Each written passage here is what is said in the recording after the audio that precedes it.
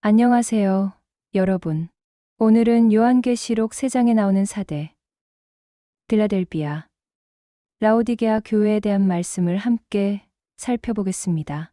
이 말씀들은 단순히 과거 교회 이야기가 아니라 지금 우리 교회와 신앙생활에도 살아있는 교훈을 줍니다. 요한계시록 3장 1절에서 주님께서는 자신을 하나님의 7명과 7별을 가지신 분으로 소개하십니다. 여기서 7명은 성령의 완전하심을 나타내며 7별은 교회의 사자들, 즉 교회의 지도자들을 의미합니다. 주님께서 이렇게 자신을 소개하시는 것은 사대 교회가 영적으로 죽어있는 상태이므로 성령의 역사와 올바른 지도력이 필요함을 암시하는 것입니다. 그리고 주님께서는 사대 교회의 행위를 안다고 하시면서 충격적인 진단을 내리십니다. 겉으로는 살아있다는 명성을 가지고 있지만 실제로는 죽은 상태라는 것입니다. 이는 외적인 활동이나 평판과 실제 영적 상태 사이의 괴리를 보여줍니다. 4대 교회는 아마도 많은 프로그램과 활동, 그리고 사회적 명성을 가지고 있었을 것입니다. 하지만 하나님 보시기에는 생명력을 잃은 교회였습니다. 요한계시록 3장 2절에서 주님께서는 3가지 긴급한 명령을 주십니다. 첫째는 일깨우라는 것입니다. 이는 영적 잠에서 깨어나라는 의미입니다. 교회가 영적으로 잠들어 있을 때 사탄의 공격에 무방비 상태가 되고 세상과 타협하기 쉬워집니다. 둘째는 그 남은 바 죽게 된 것을 굳게 하라는 명령입니다. 완전히 죽지는 않았지만 죽어가고 있는 것들이 있다면 그것들을 붙들고 강화하라는 말씀입니다. 이는 아직 희망이 남아있음을 의미하기도 합니다. 하나님께서는 완전히 포기하지 않으시고 회복의 기회를 주고 계신 것입니다. 그런데 왜 이런 상황이 되었을까요? 주님께서는 하나님 앞에서 그들의 행위가 온전하지 못했다고 지적하십니다.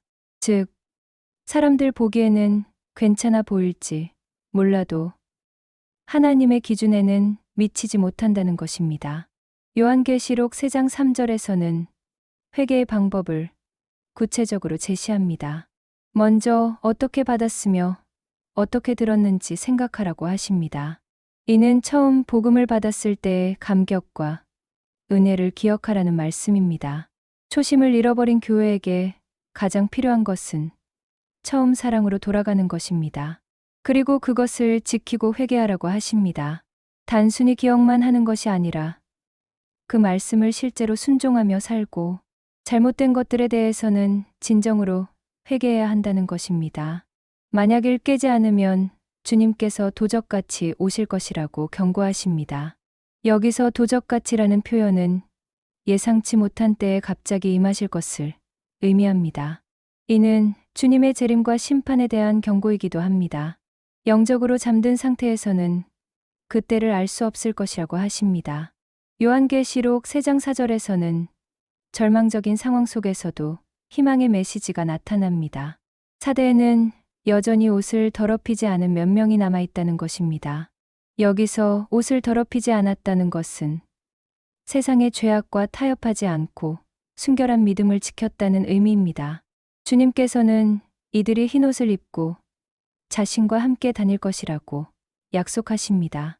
흰옷은 순결과 의로움, 그리고 승리를 상징합니다. 이들은 합당한 자들이라고 하시는데 이는 그들의 신실함 때문에 그런 영광을 누릴 자격이 있다는 뜻입니다.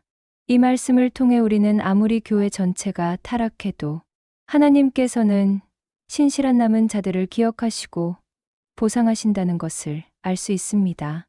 요한계시록 3장 5절에서는 승리하는 자에게 주어지는 놀라운 약속들이 제시됩니다. 첫째, 흰옷을 입게 될 것입니다. 이는 그리스도의 의로움으로 옷 입혀진다는 의미이며 영원한 순결과 영광을 나타냅니다. 둘째, 생명책에서 그 이름이 지워지지 않을 것입니다. 생명책은 구원받은 자들의 이름이 기록된 하나님의 책입니다.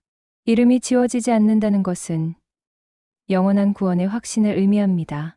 셋째, 하나님 아버지와 천사들 앞에서 그 이름을 시인하실 것입니다. 이는 천국에서 공개적으로 인정받고 영광을 받게 된다는 의미입니다. 이 땅에서 주님을 끝까지 고백한 자는 하늘에서도 주님께 고백받게 될 것입니다. 요한계시록 3장 6절은 모든 교회에 대한 공통된 권면으로 마무리됩니다. 귀 있는 자는 성령이 교회들에게 하시는 말씀을 들으라고 하십니다. 이는 이 말씀이 단지 4대 교회에만 해당하는 것이 아니라 모든 시대, 모든 교회에 주시는 메시지임을 강조하는 것입니다. 요한계시록 3장 7절에서 주님께서는 자신을 거룩하고 진실하며 다윗의 열쇠를 가지신 분으로 소개하십니다. 거룩하고 진실하다는 것은 하나님의 본질적 속성을 나타냅니다.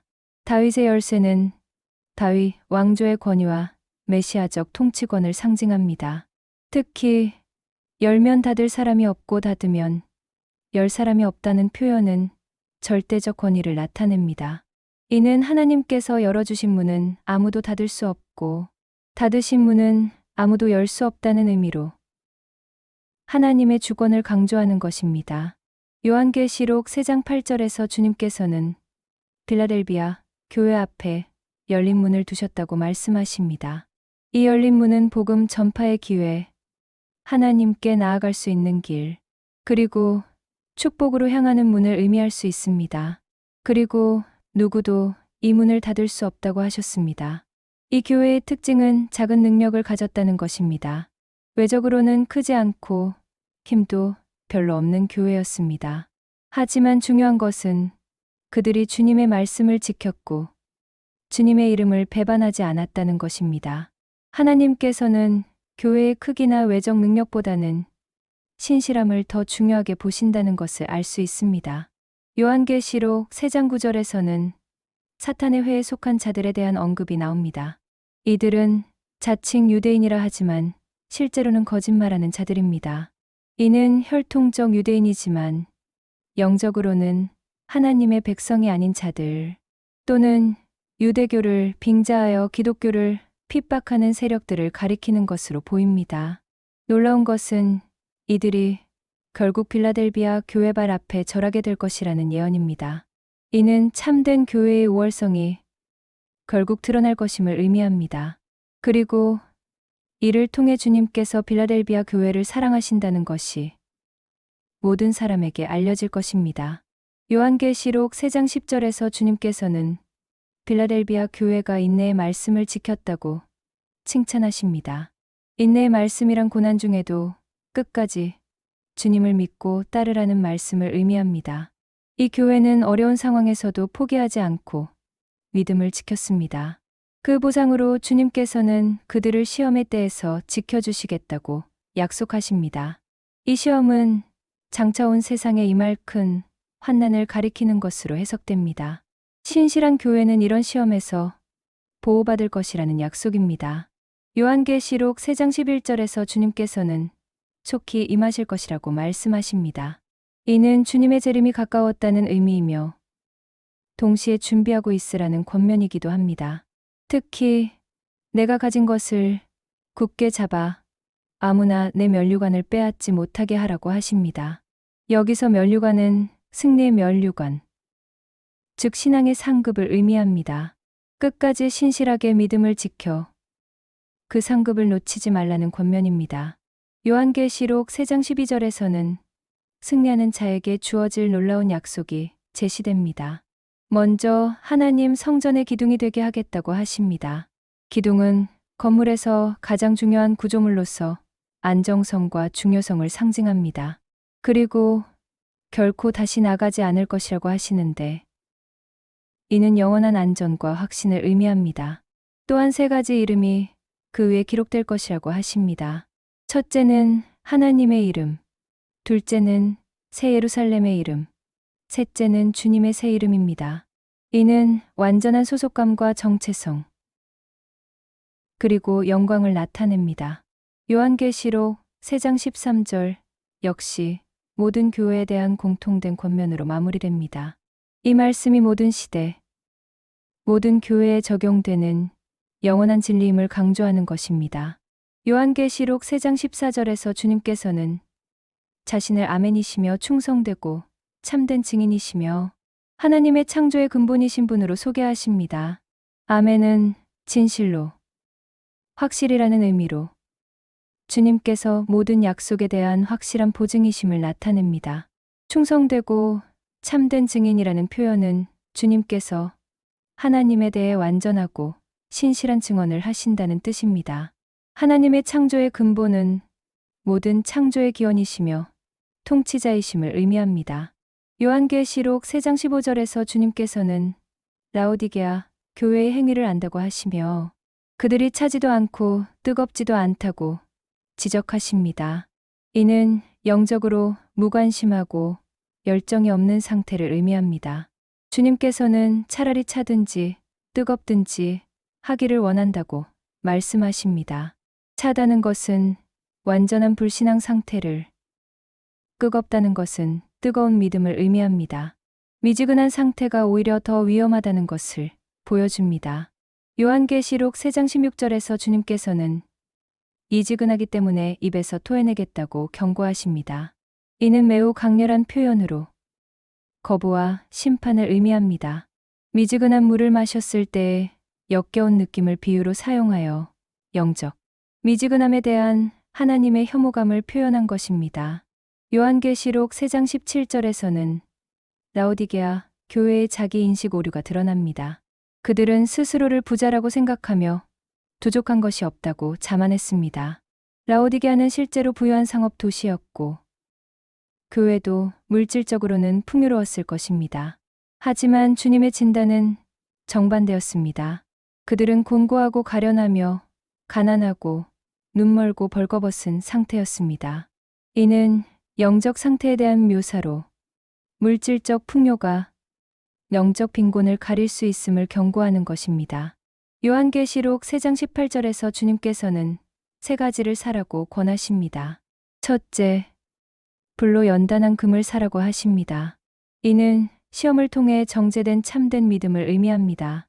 순금은 불로 정제되듯이 참된 믿음도 시련을 통해 더욱 순수해집니다. 둘째, 흰옷을 사서 입으라고 하십니다. 이는 그리스도의 의로움으로 옷 입는 것을 의미하며 영적 걸거벗음의 수치를 가리는 것입니다. 셋째, 안약을 사서 눈에 발라보게 하라고 하십니다. 이는 영적 분별력과 통찰력을 얻는 것을 의미합니다. 라오디게아는 안약으로도 유명한 도시였기 때문에 더욱 의미 있는 비유입니다. 요한계시록 3장 19절에서 주님께서는 모든 책망에도 불구하고 사랑이 그 동기임을 밝히십니다. 사랑하는 자를 책망하고 징계한다는 것입니다. 이는 부모가 자녀를 사랑하기 때문에 훈계하는 것과 같은 원리입니다. 그러므로 열심을 내고 회개하라고 권면하십니다. 미지근함에서 벗어나 뜨거운 열심으로 돌아오고 잘못된 것들을 진정으로 회개하라는 것입니다. 요한계시록 3장 20절은 가장 감동적인 구절 중 하나입니다. 주님께서 문 밖에 서서 두드리고 계신다는 표현입니다. 이는 주님께서 강요하지 않으시고 겸손히 초청하시는 사랑을 보여줍니다. 누구든지 주님의 음성을 듣고 문을 열면 주님께서 들어가셔서 함께 교제하시겠다고 약속하십니다. 여기서 함께 먹는다는 것은 친밀한 교제를 의미합니다. 이는 개인적이고 친밀한 관계로의 초대입니다. 요한계시록 3장 21절에서는 승리하는 자에게 주어지는 최고의 약속이 제시됩니다. 주님의 보좌에 함께 앉게 해주시겠다는 것입니다. 이는 그리스도와 함께 왕 노릇하는 영광을 의미하며 주님께서 아버지 보좌에 앉으신 것과 같은 권세와 영광을 나누어 받는다는 놀라운 약속입니다. 요한계시록 3장 22절로 라오디게아 교회에 대한 말씀과 7교회에 대한 모든 메시지가 마무리됩니다. 귀 있는 자는 성령이 교회들에게 하시는 말씀을 들으라는 동일한 권면으로 끝납니다. 이 세 교회의 메시지를 통해 우리는 하나님께서 각 교회의 상황을 정확히 아시며 개별적인 필요에 따라 적절한 말씀을 주신다는 것을 알 수 있습니다. 4대 교회를 통해서는 영적 각성의 필요성을 빌라델비아 교회를 통해서는 신실함의 가치를, 라오디게아 교회를 통해서는 이지근함의 위험성을 배우게 됩니다. 이 말씀들이 오늘날 우리에게도 살아있는 하나님의 음성이 되어 우리 각자와 우리 교회들이 주님께서 원하시는 모습으로 변화되기를 기원합니다.